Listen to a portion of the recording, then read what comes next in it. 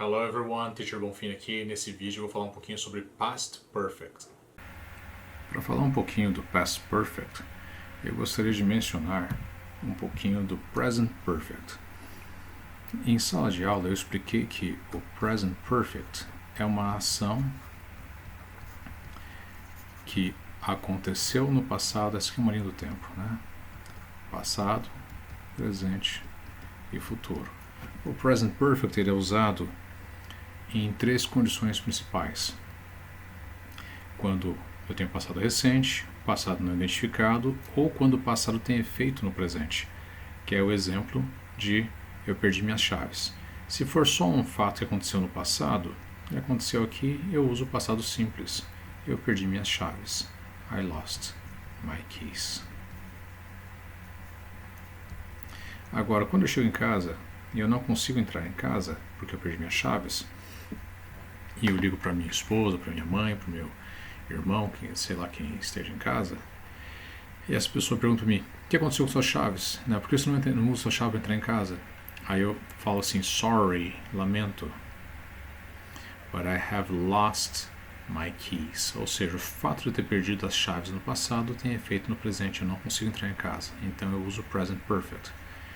I have lost my keys. O grande problema é que os brasileiros tendem a traduzir o present perfect como eu tenho perdido minhas chaves.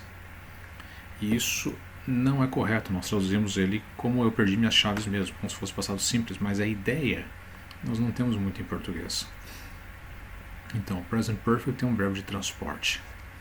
Agora, quando a ação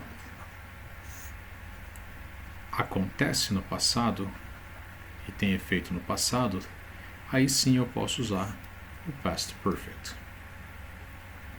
Então, uma frase no past perfect pode ser assim: I had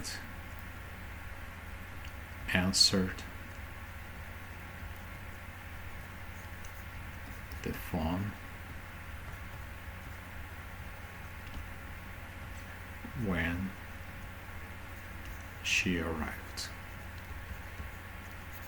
Eu havia respondido o telefone quando ela chegou. Eu posso usar com duas ações ou com uma só apenas. Eu havia respondido o telefone naquele momento. Então, o had, aqui ele tem tradução diferente do present perfect. I had answered. Eu havia respondido. Então, o verbo principal sempre vai, esse é o auxiliar, e esse aqui é o verbo principal. Ele sempre vai estar no particípio passado.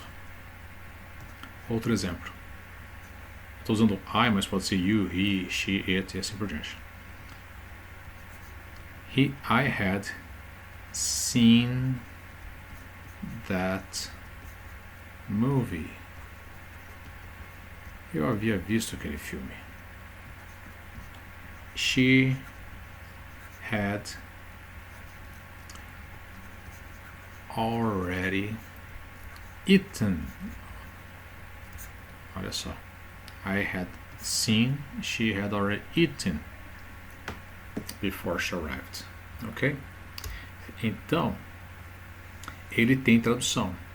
E eu uso ele em tempos de ações que aconteceram em um período no passado.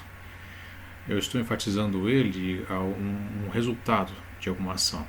Por exemplo, eu tinha respondido o telefone quando ela chegou. Ok? Ou eu já tinha feito isso, eu já tinha feito aquilo. Esse eu já havia, é o past perfect. I had already. Ok? Esse é bem mais simples que o present perfect, mais fácil de se usar. Lembre-se sempre disso. Eu tinha, eu havia, ele tinha, ele havia, você tinha, você havia. Tinha no sentido de havia.